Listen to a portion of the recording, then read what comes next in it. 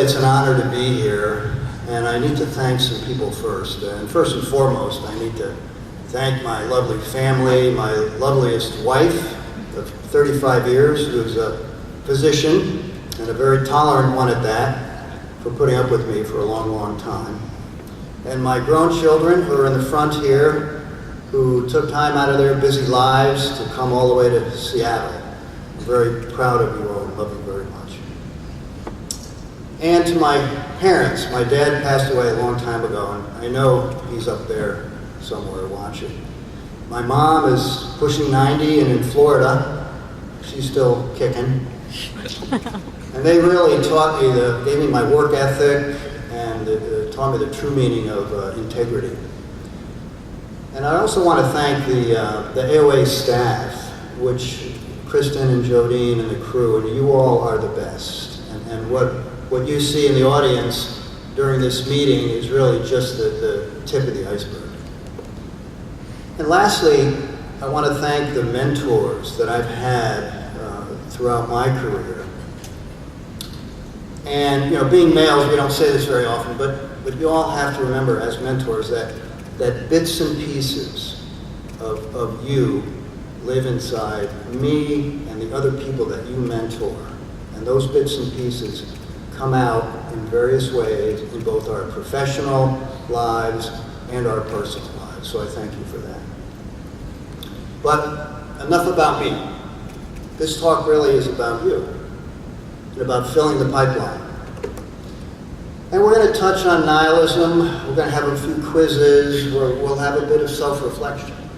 We'll have a few take-home points.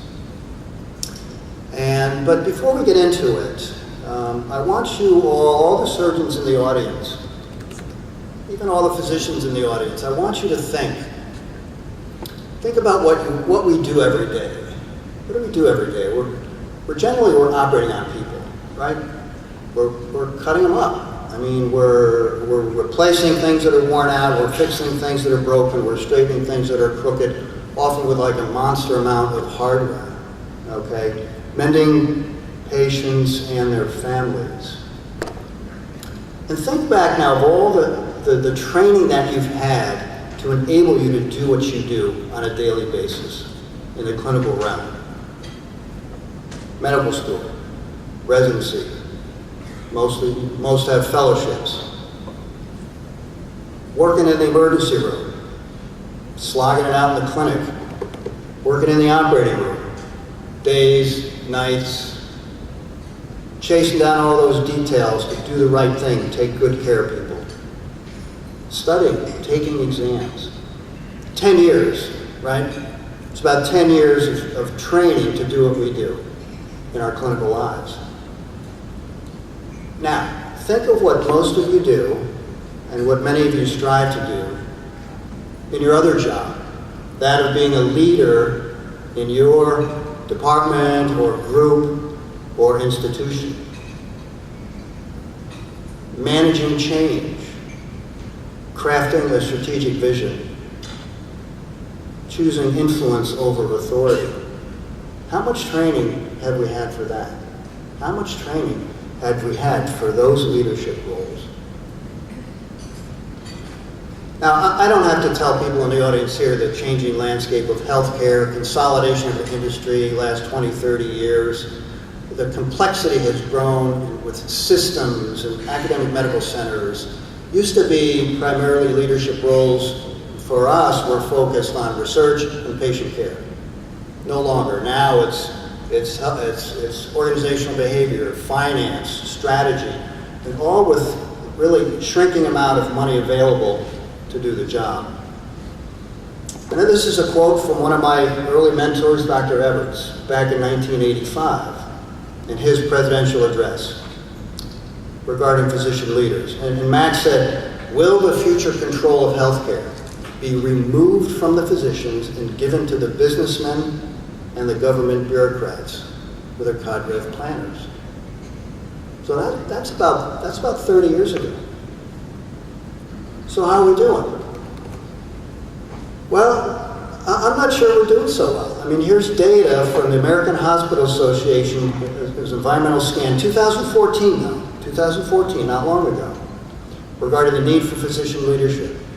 Only 10% of senior leadership teams are physicians in the majority of those health systems surveyed, 2014. And only about half of the CEOs surveyed had a formal chief medical officer, a physician, involved in their strategic planning. And only 5% of hospital CEOs were physicians in 2014. And so maybe we haven't heeded what Dr. Everett's warned us about. And this is not just a United States problem. And a shout out to our visiting presidents and spouses from our sister organizations around the world.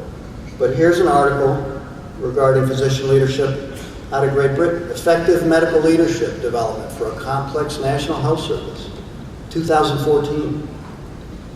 Or this article about leadership education in the medical school curriculum in Britain, 2016.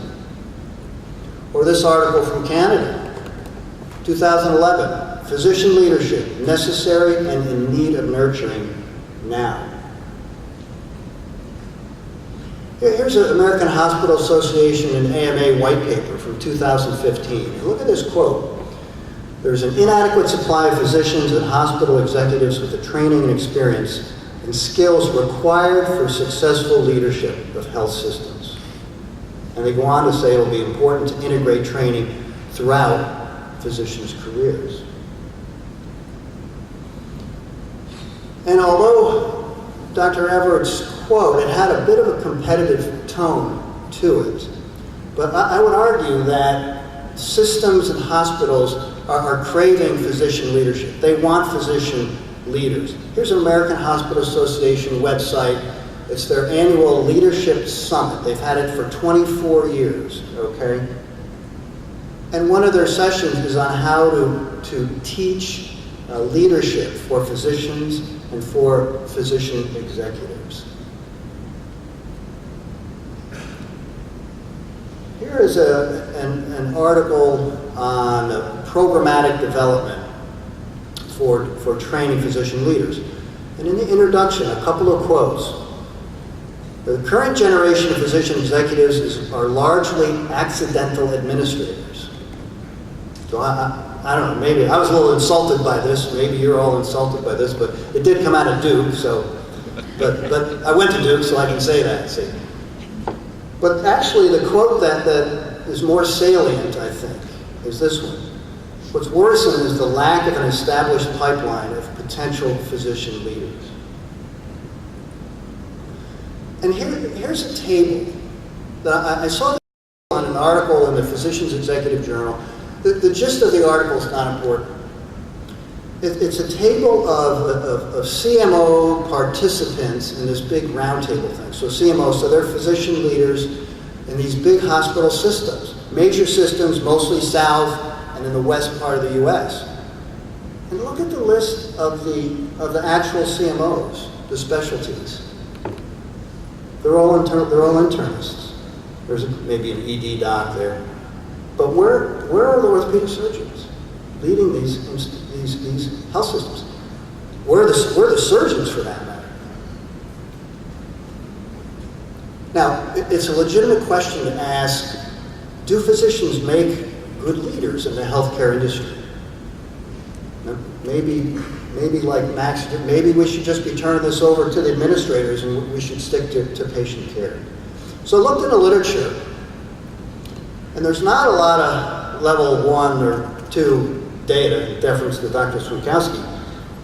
But here's a couple of articles that would suggest perhaps physicians do help organizations be better organizations. Goodall published in a Social Science and Medicine 2011, correlated top U.S. hospitals with physician leadership at the executive level. And then Cola and Health Affairs in 2014, a national survey, high percentage of ACOs are led by physicians. Now, just because they're ACOs doesn't mean they're good at what they do. But these articles suggested better performance in physician-led entities. But I think you all in the audience would agree that we as physicians, we have some valuable intrinsic characteristics that's in our DNA. and this is not my list, this is from a couple of articles, Petros and Kindig, but physicians generally are fast learners, we are outcome driven, we have high expectations, strong work ethic, and we are decision makers. But I think it's this last one that they listed, this is the key. That we as physicians have a deep understanding of the physician-patient relationship and the process of care. That we lead from a clinical perspective. That's what makes us valuable. So if I've at all convinced you that there is a need for physician leadership, and that physicians do make good physician executives and are valuable in those roles, then what are the options for leadership training out there in this day and age? Well, still probably the most obvious one that we think of are the large ones, the degree programs, I'll call them. MBAs, Masters of Business Administration, MHAs, Masters in Healthcare Administration. These have been around for a long time. There's more physicians doing these programs, although it's hard to get numbers on that nationally. But there's these combined MD, MBA programs that have increased significantly where you can get the numbers on it. 20 years ago, there were 6 combined MD, MBA programs. As of like last year, there were about 65 MD, MBA combined programs. Big difference. And if you look at some individuals, these are operating surgeons in our organization. These are AOA members who have obtained their MBAs and what they've done with it. Mark Frunson I've known Mark for years from Cleveland, and he got his MBA about halfway through his clinical career, an operating surgeon, and it took him to leadership roles in Trinity Health. So Mark is now Executive Vice President of Trinity Health, big healthcare system up in Michigan. Michelle Zembo. Michelle's a pediatric orthopedist, got her MBA about halfway through her career. She was at LSU for many years. She's been in the Tulane system now. She's second in command of running a hospital for the Tulane system now. And Kevin Bosick, everyone knows Kevin and what he's done for value-driven healthcare for orthopedics, working in Washington. Again, an operating surgeon. And Kevin got his MBA at Harvard immediately after his residency and just immersed himself in it. And now he's running perioperative services at the New Dell Medical School. All of these people, and I talk with them, they say, yes, we had increased knowledge, and gained skills, and yes, it opened doors. But they also said it changed the way that they thought. It changed the way that they approached problems and tackled challenges. And more than one of them used the word transformative. Transformative. So that brings us to our first quiz. Okay? So everybody wake up. And you have to participate, otherwise Jodine she'll escort you out the back. Okay? So, what percentage of AOA members do you think have an MBA? And this is based on our directory. 2%? 8%? Or 14%? How many people think 2%? How many people think 8%? How many people think 14%? Eric, you got it wrong. It's actually, it's a little less than 2%, which for me was a little surprising actually, and I think there's tremendous opportunity here for the young surgeons in the audience. So if anyone, especially say the young surgeons, are inspired now to consider this, say, gee, I may want to get this extra training in leadership, what are the options as we keep going down the road? Well, we have the big degree programs. Now the second group, I'm going to lump them in, I'm going to call certificate type programs. Okay, so these are the programs that are weeks to up to a year, sort of spread out over a year. And there's a wide variety of these. The ones I've listed, the Harvard School of Public Health one has been around for a while. Several of you have done it. AAMC has these type of programs. ELAM is the Executive Leadership and Academic Medicine program for women. Been around for 20 years, based out of Drexel. Now here's 3 individuals. I think Jim Carpenter, Terry Peabody, and Pete Murray. And these are close friends. friends of mine, Pete, actually, I challenged him to wear gear, okay, for his headshot here, because Pete is a true Mountaineer fan. So go Mountaineers, that boy Pete. Anyway, so they're all leaders in orthopedics. They're chairs of their academic programs, presidents of the specialty societies, ABOS directors, and more. So a quick story. So I'm eating dinner. I don't think this was dinner. I'm sitting with these guys in a restaurant, and of course Peabody was there, so we're all drinking beer, okay? And I assume these guys had achieved what they've done through their just natural abilities and instincts and hard work, but it actually came out, all three of them had done these certificate-type programs. Be it, one was Harvard, one was at Notre Dame, and one was at Michigan. They had gone out and gotten that extra training to enable them to do what they've done. Now, the third group I'll lump into what I call short courses. And these are 1 to 3 day offerings. The good examples of what we've done offered here for AOA for many years. The Kellogg at Northwestern offering, the Booth offering at the University of Chicago had a great run. And there's increasing availability of these at universities, academic medical centers, professional associations. So that brings us to our second quiz. Did our esteemed president, Dr. Black, achieve his leadership roles based on his good looks and magnetic personality? And you have two options, yes or no. And I'll give you a little help here with some pictures. So how many think Kevin achieved his leadership roles based on his good looks and magnetic personality? How many people say yes? Okay, so you have a few supporters out there. Okay, how many people say no? Oh, Kevin. Well, whoever said yes, you're absolutely wrong. Now, not because Kevin doesn't have good looks and a magnetic personality and a hell of a wardrobe here, but look what this guy has done over 20 years. Look at this. 6 modules of the Penn State Leadership Management Program, 9 Kellogg Booth modules, the 2-week program for chiefs at Harvard School of Public Health, the one that I mentioned, the certificate program, Academy NOLC Leadership Conference, Academy Educators course, and then he taught that for years. So Kevin went out and he seized this training. He seized this training, again, to enable him to do what he's done. So, if you're out there and ready to do some of this now, you're all geared up. So what do you do? Do you do the big degree program? Do you do these short courses? What are the best options?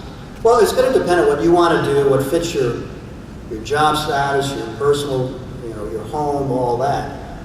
But I thought this article was interesting.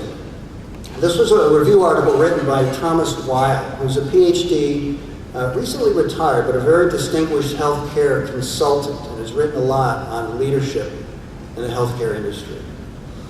And in this review, Weil says that these shorter, more focused offerings, and this is 2014 review now, this is recent, more focused offerings in leadership education may be more valuable, may give you more bang for the buck than the broader MBA or MHA offering. So it's something to keep in mind. And you'll see in the literature, and you say, well, gee, what do I have to learn? I think I'm a doc. I think I know everything. But here's sort of the 5 things that keep popping up. And this is from the Healthcare Leadership Alliance, which is an organization or a group of 6 organizations, was published back in 2008. Leadership is at the center, but communication is key. Professionalism, knowledge of the environment, and then business skills, business knowledge and skills. Which brings us to our third quiz.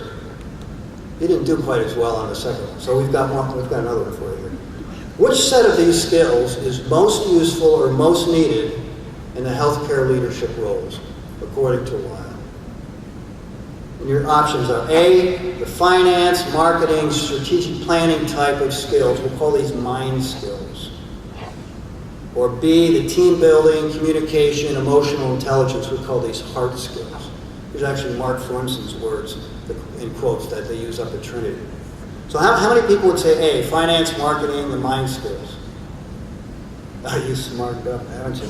How many say B, the team building, communication, emotional? Yeah.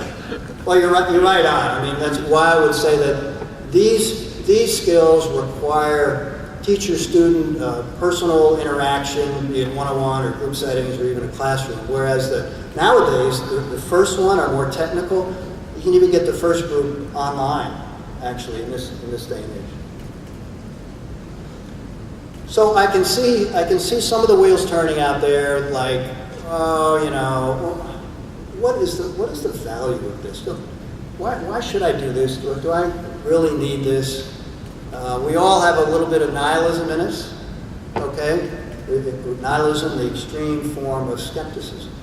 So is there evidence that this type of training helps the individuals that undergo it?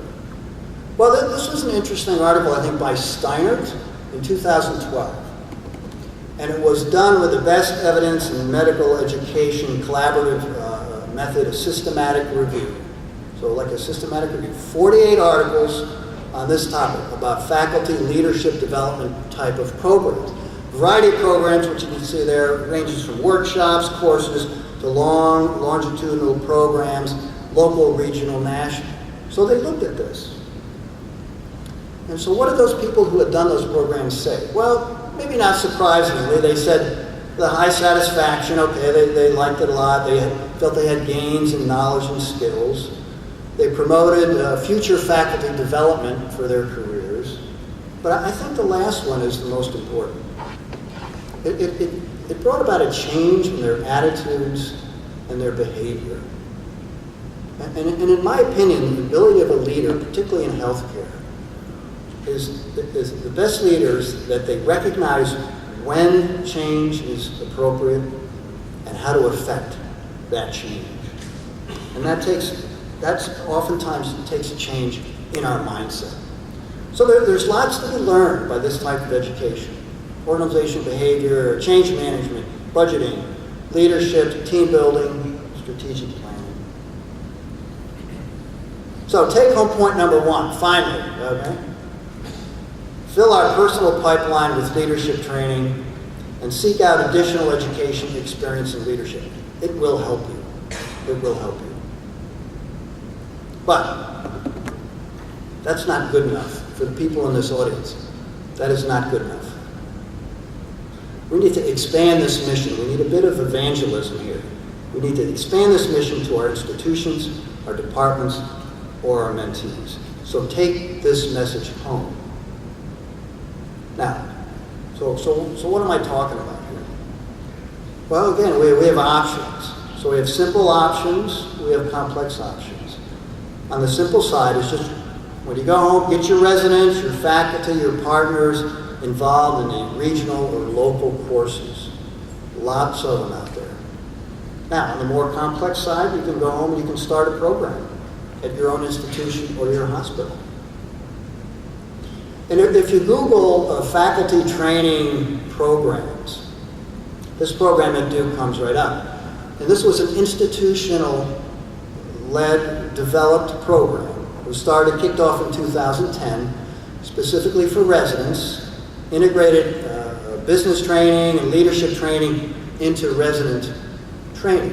15 months of management experience, 6 and 6, you can see the breakdown there. And their goal was to engage future leaders of healthcare and create talented future physician executives. Well, Dean Taylor, who's at Duke, one of our AOA members, he had done this actually prior to his institution doing it at the institutional level. Dean had done it at the orthopedic level and created the Fagan Leadership Program. He worked on it for a couple of years. They launched it in 2009. And it's a year-long curriculum. They have a forum conference at the end. It's for students, residents, and fellows. And they teach leadership skills, core competencies to prepare physician leaders. So Dean did this at Duke. Tad Vail. Tad is chair at UCSF. So back in 2014, he got together with the Center for Health Professions at his institution, and they created a customized 12-week leadership course just for orthopedic faculty, And he says it's been a big hit. They have 60% faculty participation. I can't get 60% of my faculty to do anything, let alone do a course like this. This is great.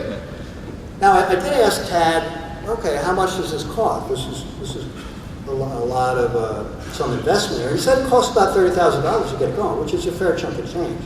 But he says the value out of that really has been tremendous. And Tad and Dean have presented some of this information at the chair's forum yesterday morning on faculty development. Now, at my place at home, we did this in a little bit simpler manner. Several years ago, I met with the people in the business school. And they had an existing program they called MBA Essentials. It was like a mini MBA program, a certificate type program. So we tweaked it a little bit for some healthcare stuff, and we got our residents going to it. So if they wanted to, we didn't send them all, but if they were interested, we have sent a PGY 3 or a PGY 5, if they have time, to these modules. And that would cost us $2,000 a year, which is very affordable. And we've had some of our orthopedic faculty do this program as well. And then if you really don't want to set up a program, just remember mentorship. Remember the power of mentorship. Here's another one of my mentors, Dr. Pellegrini. In 2009, in his presidential address, said that mentorship is the tangible embodiment of leadership. So that you can take home and doesn't cost anything other than time and commitment. So, take home point number 2. Push the envelope. Take some risks. Maybe not do anything stupid like this penguin, but do something a little bit brave, outside of the box. Look for opportunity for your residents, your faculty, and your partners to get leadership training or creative. Now it's time for a little self-reflection on the AOA. So we have to look at ourselves. Are we filling our pipeline? Are we filling our pipeline as an organization? What fills our pipeline? What am I talking about? Well, I suspect most of you are thinking about, okay, Emery's going to talk about membership now. Okay? But I can tell you I'm not talking about membership. I'm not talking about membership. I'm talking about ideas, energy, and commitment. And we'll call this engagement. Are we engaging the young professionals, the young orthopedic surgeons in the American Orthopaedic Association? Now, I'm going to pick on this. So I'm going to pick on a little bit of our bylaws here. Okay, this really bugs me. I don't know why this bothers me, and probably doesn't bother anybody else, but this bothers me a little bit. This is in our bylaws. So this is Article 5, Section 2, about invited guests. So we can invite